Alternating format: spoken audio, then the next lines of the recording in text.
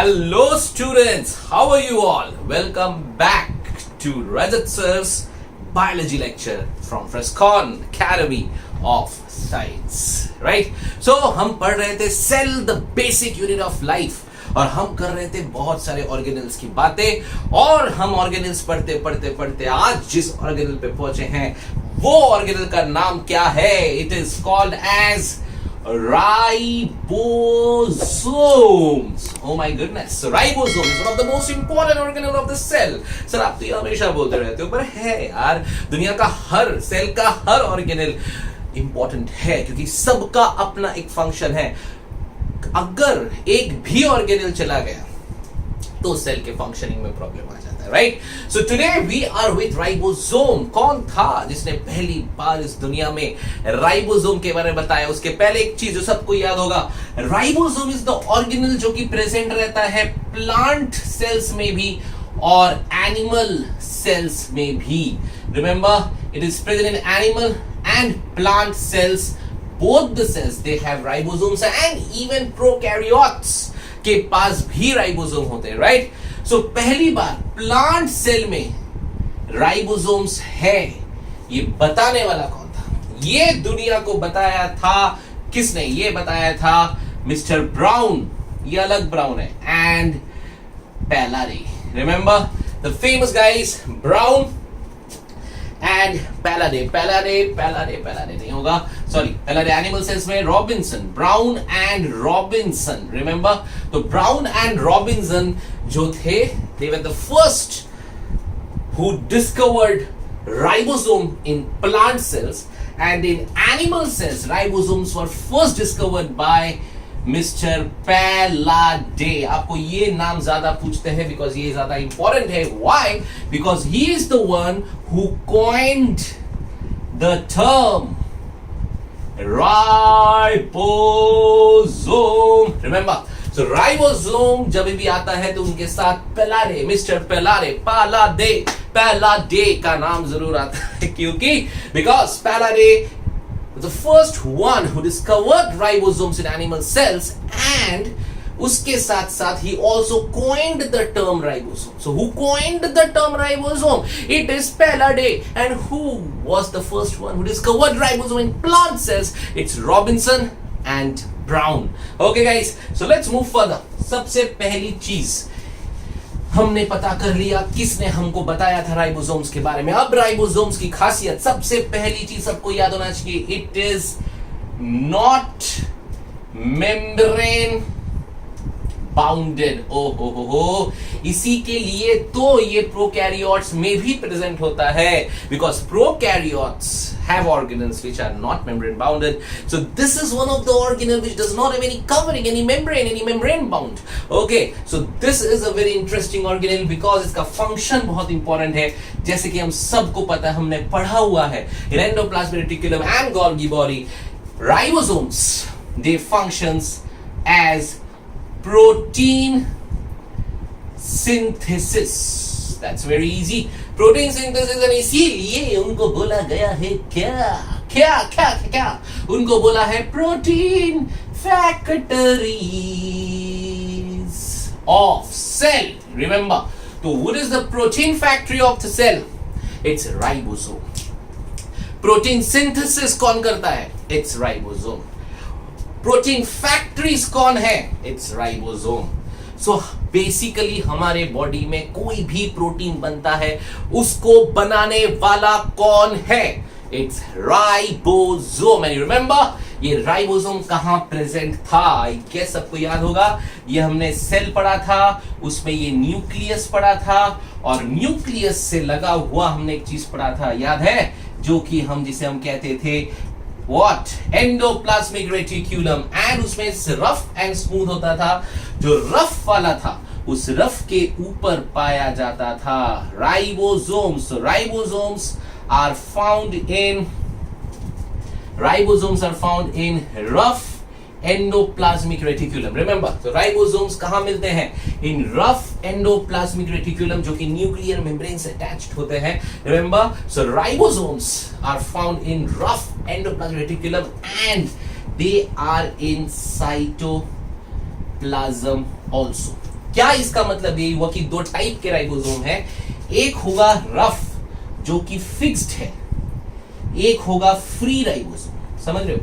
मतलब अगर ये हमारा सेल है, दिस इज आवर सेल से, या so this is our cell, right, और उसमें कुछ राइबोसोम्स ऐसे हैं जो they are fixed in rough endoplasmic reticulum, so they are fixed here, but there are some ribosomes which are moving freely in the cytoplasm. Okay, so remember there are two types or two locations of ribosome. एक ribosome ऐसा जो कि endoplasmic reticulum के साथ fixed है, and that time they are called as rough ER.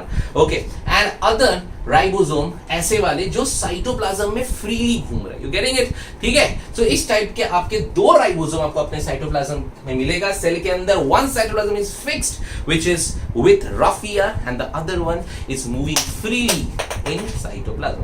हो गया, चलो भैया है। So remember this is what, this is ribosomes का फंक्शन, राइबोसोम्स का लोकेशन।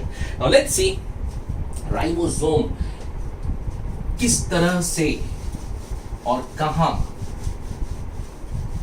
मिलता है। Okay, so as we know ribosomes दो जगह पे आएंगे, one is prokaryotes and other one is eukaryotes. ये हम पहले भी पढ़ चुके पास थोड़ा डिटेल में। Okay, in prokaryotes there are 70S type ribosome and in eukaryotes there are 80S type ribosome. अब ये S क्या था, ये S के बारे में आज हम थोड़ी बात करेंगे। नाउ S को बोलते हैं सेडिमेंटेशन कोएफिशिएंट। ओके, और इसको एक और नाम है, इसको हम लोग बोलते हैं Svedberg unit. So what is this actually, क्या है ये स्वेडबर्ग यूनिट या sedimentation coefficient? See what happens, हमने एक मशीन पढ़ी है which is called centrifuge, we all know about it, right? Centrifuge, जहां पे बहुत जोर से किसी चीज को घुमा दिया जाता है, राइट?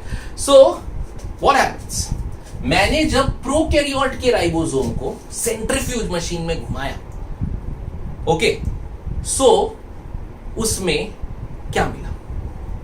मुझे क्या मिला? 70S, S मतलब Svedberg, and when I say Swedberg, it is about how fast, remember, Swedberg is what? How fast a molecule moves in centrifuge. And one Swedberg is equal to 10 raised to minus 13 seconds. तो सबसे पहली बात, the first thing you need to understand that Swedberg is a unit of time. ठीक है? What is Swedberg? It is how fast a molecule moves in a centrifuge. अब जो जितना light weight होगा उतना ज्यादा फास्ट घूमेगा, जितना हेवी वेट होगा उतना धीरे धीरे घूमेगा। तो कॉन्सेप्ट समझ में आता है ना। हमने जब प्रोकैरियोट के राइबोसोम को सेंट्रीफ्यूज में घुमाया तो वो कितने स्वेडबर्ग से घूमा? 70S। Getting it? समझ में आया? ठीक है, इट्स ए कॉम्पैक्ट मॉलिक्यूल, एक पूरा एक साथ लगा हुआ, ठीक है। सो 70S का मतलब 70 स्वेडबर्ग या 70 सेडिमेंटेशन कोएफिशिएंट, मतलब वो 70S के स्पीड से गोल गोल घूम रहा है। So remember what is Svedberg? It is how fast a molecule moves in a centrifuge. So a prokaryotic ribosome moves with 70S speed, और उसको हम लोग टाइम में रिलेट कर सकते हैं इन अ सेंट्रीफ्यूज। लेकिन हमको ये पता चला लेटर ऑन कि 70S जो है इसको दो सब यूनिट्स में ब्रेक किया जा सकता है, और हमको मिला यहां पे एक है 30S, एक है 50S। Now how is it possible? See what we have done. So पहले हमने एक पूरा राइबोसोम लिया 70S का, उसको गोल गोल घुमाया सेंट्रीफ्यूज में, तो हमको क्या मिला? 70S। फिर हमने स्मॉलर सब यूनिट को निकाला जो अपन अलग कर सकते, उसको लेके जब गोल गोल घुमाया तो वो निकला 30S। ये 30S क्या है? It is how fast a molecule moves in a centrifuge. और जब बड़े सब यूनिट को लिया तो वो कितना निकला? 50S। सो इसी के लिए 30S एंड 50S अलग है। It is not 30 plus 50 is 80, it is 70, because 70S, समझ रहे हो, ये उतने जल्दी वो घूम रहा है इन अ सेंट्रीफ्यूज 30s जब हम उस सब यूनिट को अलग किए, this is 1, this is like 70s जो हमने पढ़ा, this is 1, so this is like smaller and larger दोनों मिला के, और this is the smaller one and this is the larger one, ठीक है। तो 70s सब यूनिट जब हम एक साथ राइबोसोम को घुमाते हैं सेंट्रीफ्यूज में, so we get 70s, but जब हम अलग अलग सब यूनिट को घुमाए अलग करके, we separated the subunits, the smaller subunit का सेडिमेंटेशन कोएफिशिएंट निकला या स्वेटबर्ग निकला 30s एंड लार्जर का 50s, got it.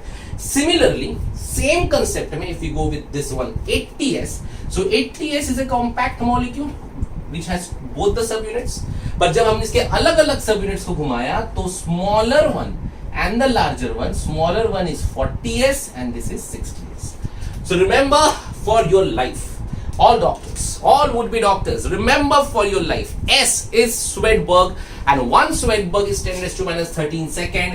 What is Swedberg? It is how fast a molecule moves in a centrifuge. So when you are taking a prokaryotic ribosome as total, as a compact one, so it is moving with 70s Swedberg unit, and if you take the smaller subunit, is moving with 30s, the larger with 50s. Okay, and then if we go to the eukaryotic ribosome, so then 80s is the total one and 40 and 60 are the smaller one, right? So this is sedimentation coefficient or Swedberg units. Remember this very well. This is very, very, very important. So this is how fast a molecule moves in a centrifuge machine.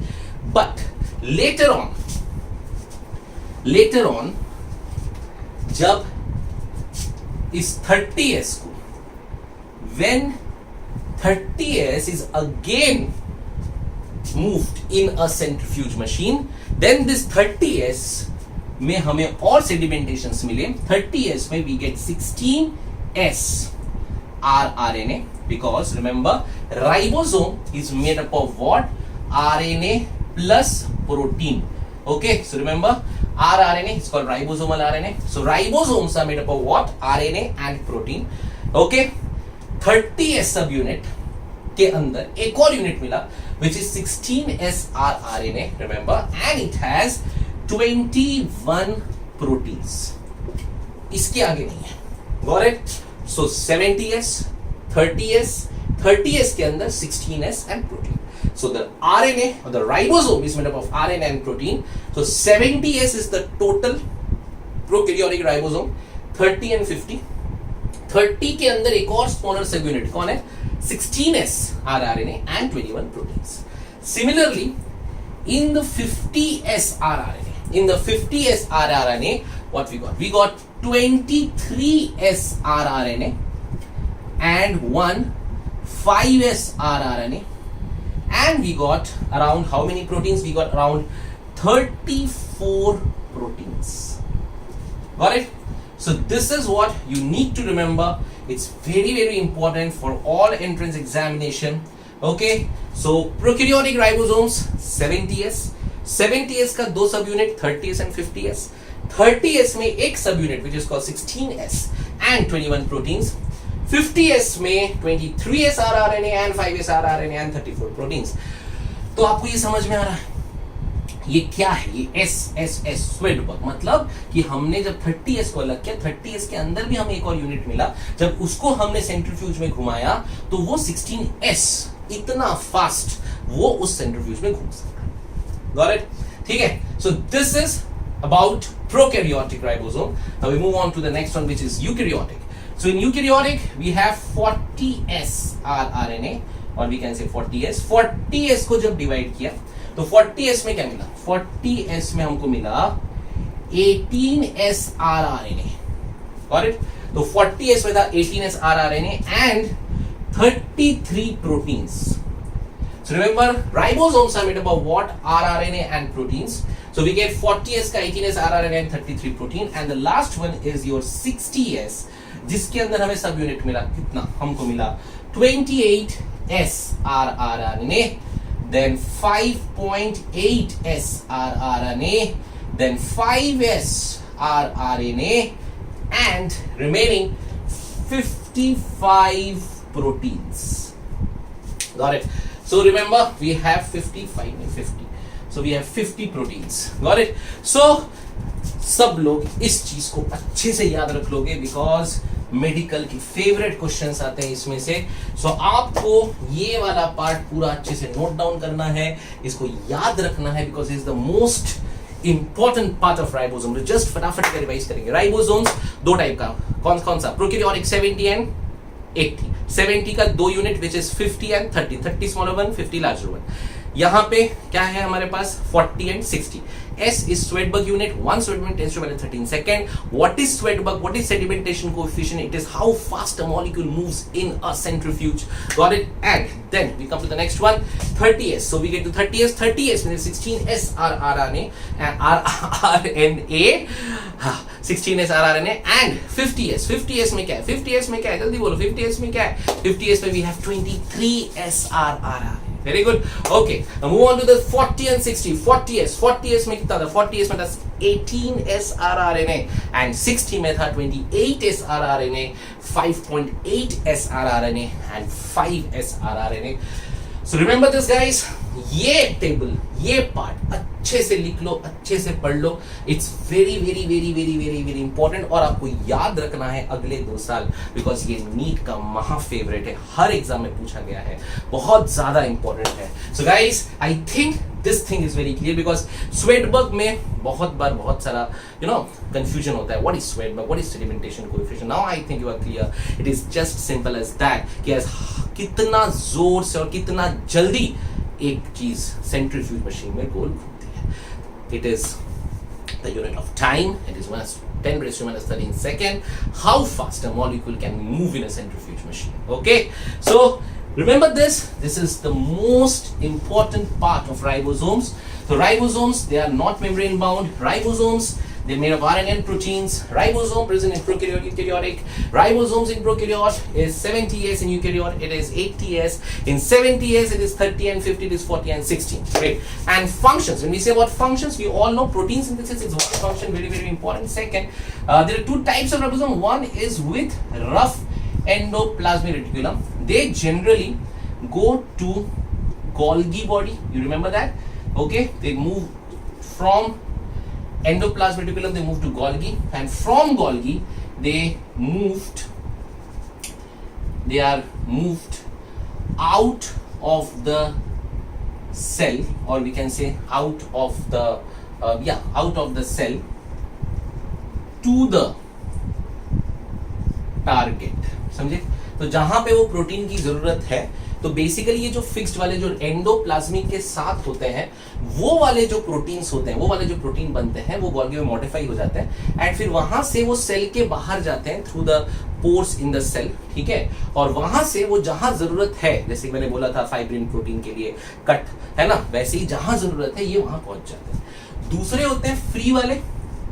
There are some free ribosomes in cytoplasm. So these free ribosomes, they all come together, सब एक साथ आ जाते हैं. Okay, and now they are known as what? They are called as polyribosome. ठीक है, and they functions inside the cell only. For example अभी खाना है, अभी डाइजेशन है, क्रेब साइकिल है, बहुत सारी चीजें, एंजाइम्स चाहिए, प्रोटीन्स चाहिए, वो सब ये करेंगे. Okay, just remember this, very very very very very important guys, कि there are two types of ribosome. One is free ribosome which is in cytoplasm, freely moving, and one is rough endoplasmic reticulum जो कि endoplasmic reticulum के साथ fixed है. जो fixed वाला है वो Golgi पे modify होगा and then it moves out of the cell. Okay, it moves out, moves out of the cell to the target cell, जहां पे उसको चाहिए वहां जा सकता है. मतलब ये वो बाहर जाता है. ये जो है, जो फ्री राइबोसोम बहुत सारे घूम रहे थे, they all come together and they form a polyribosome, and this polyribosome or polysome, they functions inside the cell cytoplasm. Cell की जरूरतों को पूरा कौन करेगा? Free ribosomes. और सेल के बाहर की जरूरतों को पूरा कौन करेगा? Rough endoplasmic ribosomes. Okay, so thank you Pelare. अगर आप नहीं होते तो शायद आज हमें पता ही नहीं होता कि हमारे बॉडी में इतने सारे प्रोटीन्स कैसे फंक्शन करते हैं. So thank you mister Pelare, and thank you all for listening me, and all of you study hard, and biology is the most interesting subject Study it with your heart, with passion, because it can help you to make you a doctor, a savior. Okay, bye bye. Thank you. Best of luck.